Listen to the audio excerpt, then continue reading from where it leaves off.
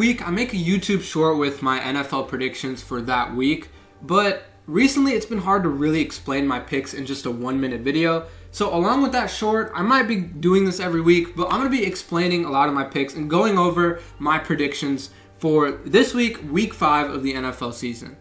So far this year, my track record hasn't been great. Ironically, in week 1, I actually had my best record. I went like 12-4, getting 12 right, but since then it's been pretty much around 8 to 9 correct. But this week actually is where bye weeks start, so I'm not going to have all 16 games to predict. This week I believe it's 14 games with the Lions having a bye week. I know that, and a few other teams of course. But let's go ahead and get straight into this video, starting with the AFC. As you can see, the first matchup might be one of the most interesting of the week, the Bills versus the Texans. Two teams that a lot of people thought highly of going into this year, and I still don't think anything's really changed. I still think highly of both teams. The Texans 2 weeks ago suffered a brutal loss to the Vikings, and the Bills last week suffered a brutal loss to the Ravens, which are two of the best teams in the league right now, it looks like. But nonetheless, I think both of these teams are going to be fine. They're going to bounce back from it. But the question is, who's going to bounce back in this one? Now, the Texans did actually get a win last week, but it wasn't as convincing of a win as I thought they would get over the Jaguars. It really came down to the wire. So this week, I think both teams are going to have to prove to the world that they're really contenders. And I'm going to have to go with the Bills in this one. This is also the Stephon Diggs revenge game, if you want to call it that. I feel like when it's like a close game like this, I'm going to have to go with Josh Allen because he's that good. But CJ Stroud is right up there with him. And last week, that same logic would not have worked out because Lamar Jackson defended the Ravens' home turf and got a dub over the Bills. But nonetheless, I got the Bills over the Texans on the road in one of the more interesting games of the week. Moving on, Colts versus Jaguars. Joe Flacco is going to start at quarterback, it looks like, for the Colts this week. And regardless of who's starting at quarterback, I think the Jaguars are going to get their first win of the season. If they start this year 0-5, that would be one of the most embarrassing starts to a year that I've seen in recent memory. Because this team, of course, it wasn't supposed to be anything crazy, but they were supposed to be decent.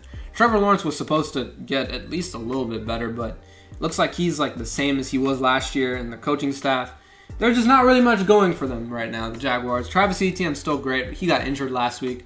Pretty sure he still went back on the field, but it's just really rough for the Jaguars right now. I think they do get a win over this Colts team. This might be one of my upsets for the week because I think a lot of people do have the Colts in this one, but you can't pick all the favorites in every single game, and this is just one where I think the Jaguars are going to find a way to win. Moving on, Bengals, Ravens. I got the Bengals at home in this one. This might come as a surprise. I just gave very high praise to the Ravens despite being 2-2. Called them one of the best teams in the league. The Bengals, on the other hand, are still trying to get their footing, still trying to get on the right path. And it really comes down to whether the Bengals can defend the run, which right now, I have some question marks about that. Jaden Daniels and the Commanders' run game tore them apart, and it's just been rough for them. Even just in their defense in general, it's been hard for them to stop people. The Panthers put like 27 on their head, even though Bengals still won that one. Still a lot of points scored by their opponents, so it's really going to be a tough task for them to stop the Ravens, but I think they're going to get it done. I think there's no way they start this year 1-4 because their schedule coming up is going to be difficult. They're going to have to see the Steelers twice, the Ravens one more time this year, so they better get this win because otherwise it's going to be really, really rough for them.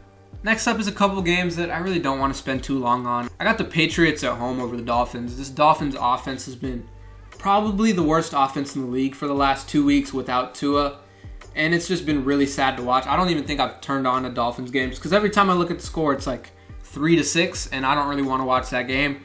Tyreek Hill has been a no-show ever since Tua got hurt. I don't think anybody's said the words Tyreek Hill since Tua got hurt. Jalen Waddle has literally not done anything. All teams got to do to stop the Dolphins at this point looks like it's just they got to stop the run, and they'll be fine. And right now, the run game for the Dolphins isn't working either.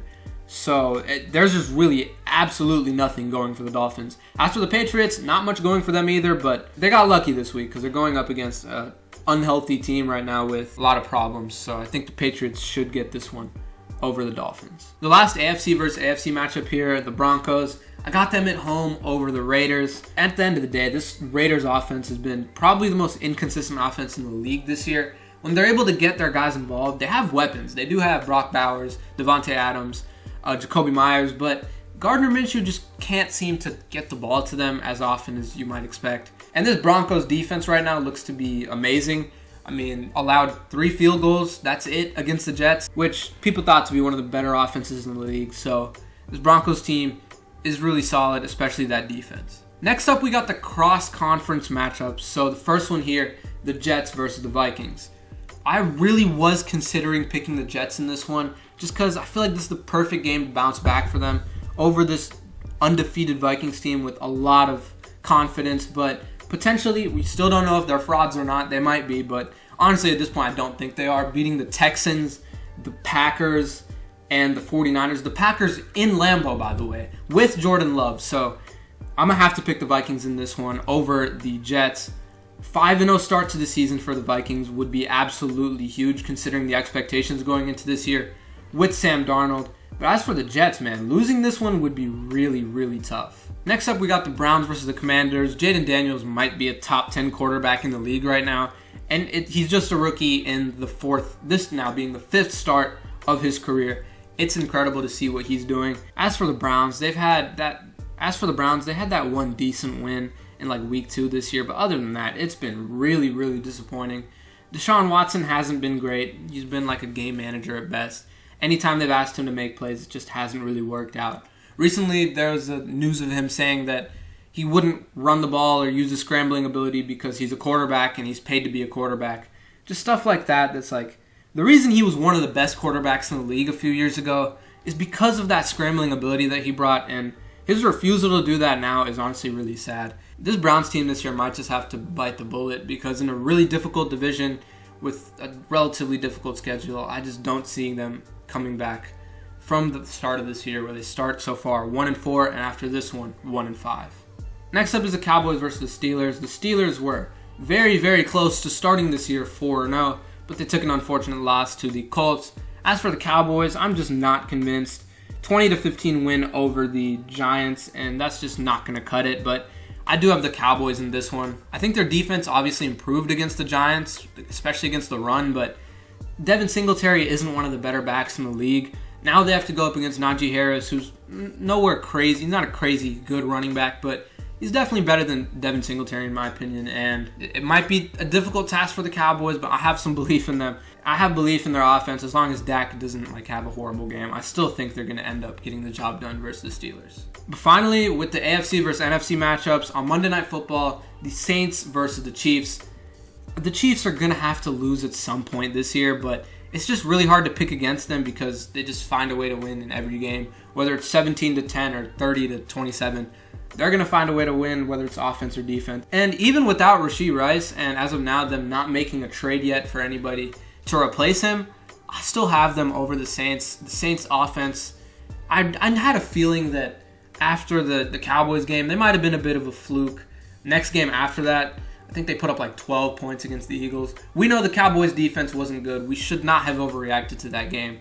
And the Saints offense, it's not bad by any means. It's definitely not, but Derek Carr can only take you so far, and I'm going to have to pick the Chiefs over the Saints in this one, pretty obviously. Closing things off with a few NFC matchups. First of all, with the divisional matchup, I originally picked the Falcons in this one on Thursday Night Football at home.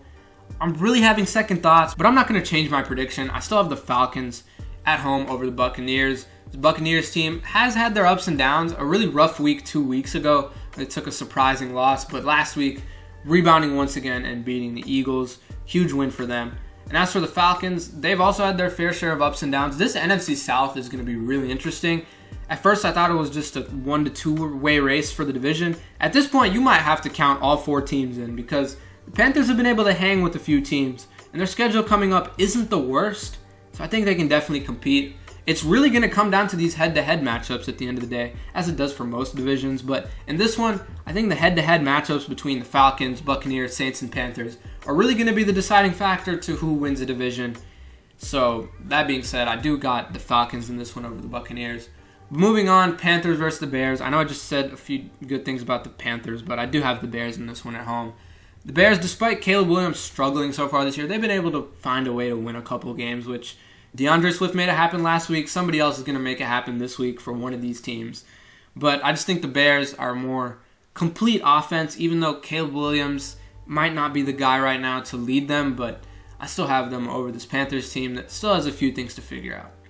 Cardinals versus 49ers. I got the Cardinals on the road over the 49ers in this one. This Niners team, to me, obviously the Patriots game was nice for them, but I just think this is going to be one of those upsets. I think the Cardinals are going to be decent this year, especially in this NFC West that right now doesn't look too clear. The Seahawks look pretty good. The Rams look really disappointing. And the 49ers, despite that huge win over the Patriots, I don't know how much of that I can really trust because they were playing the Patriots. But if Marvin Harrison Jr. gets his fair share of targets and actually gets involved, it's going to be really hard to stop this Cardinals offense. Giants versus Seahawks, one of these weird matchups on Sunday, but I got the Seahawks at home in this one. Don't really have much to say about this. Geno Smith was very, very good against the Lions. Just unfortunate they weren't able to get it done at the end, especially the defense really was not able to get much going. But as for the offense, they were decent. Still an inconsistent team in my opinion, but so are the Giants. So I'm going to just have to pick the better inconsistent team in this one. So obviously I got the Seahawks. Packers versus Rams to close things off. One of the more interesting matchups from this week. Normally I'm a guy that likes to be optimistic about these talented teams that are struggling. But right now the Rams, I'm not too sure if I can pick them, even though they are at home. I do got the Packers on the road. If it was Malik Willis playing, I might have a different way of looking at this, but with Jordan Love, I do have them over the Rams. Love played a pretty inconsistent game last week. 3 interceptions, but he did have the 4 touchdowns. At this point, it might be what we have to expect out of Jordan Love, the interceptions coming with the touchdowns, but as long as Jordan Love doesn't have a 3 interception game again, I think that they should be able to get the job done over the Rams. But those are my predictions. Here's my final predictions for every winner of every game. Let me know in the comment section what you disagree with in this video, if you disagree with anything. But other than that, man, I'm really excited for week 5. Probably one of the better weeks we've had so far. I think week 3 was one of the weeks that was really, really good. A good week of football. Last week was decent. I think this week has some serious potential. I think the primetime games are really, really solid. And there's a lot of games that I think are going to be really close. Especially a couple of AFC matchups like Bills-Texans and Ravens-Bengals. I think could go either way. But that's going to be it for this video. Let me know in the comment section what you want to see. And if you want to defend your team in the comment section below, I'll be responding to all the comments down there. But if you enjoyed, hit the like button and subscribe to the channel. And I'll see you all in the next one.